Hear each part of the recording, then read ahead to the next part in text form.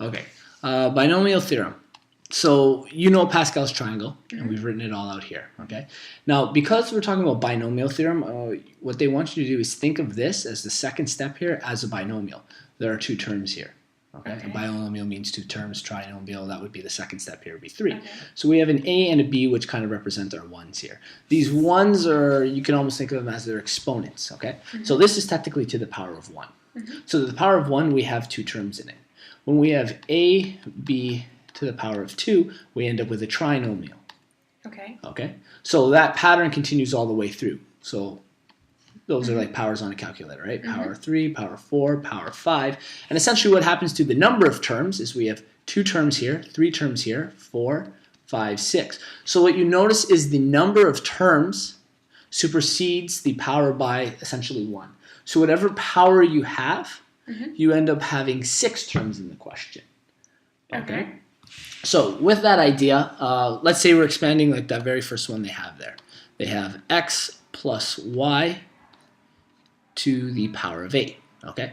So to the power of 8 actually means they want the 8th row here. So we're only on row 6, so we're going to continue this a little farther.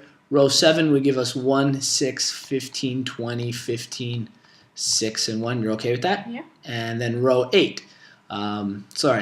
Row 8 actually only gives us to the power of 6 to the power of 7. We're actually looking for row 9. Yeah. So we do have to extend this a little farther. That was 1. Oh, geez, I really should have put more room into this. We'll zoom in and then kind of spread this out a little. So we'll jump down. Row 8 should read 1, and then 1 and 16 gives us, no, that's 6, sorry. 1 and 6 gives us 7. 6 and 15 gives us 21, 35, 35, 21, 7, and 1. That's our 8th row, which is essentially power of 7. And our 9th row is 1 again, and then in between, right? So 8, 28, what's this, 56, 70, 56, 28, 8, and 1. So that is to our power of 8. We know there are 9 terms because it's to the exponent 8. And these are essentially the coefficients. Okay. So these are going to be all of the coefficients in front of our variables. And our variables, in terms of their exponents, are going to count from left to right, starting with this first term and the second term starting on the right. So what I mean by that is when we jump down, our very first term is going to be coefficient 1. So we have coefficient 1. The very first term we talked about with an x, so that's our first term, and this is our second term, which is our y, right?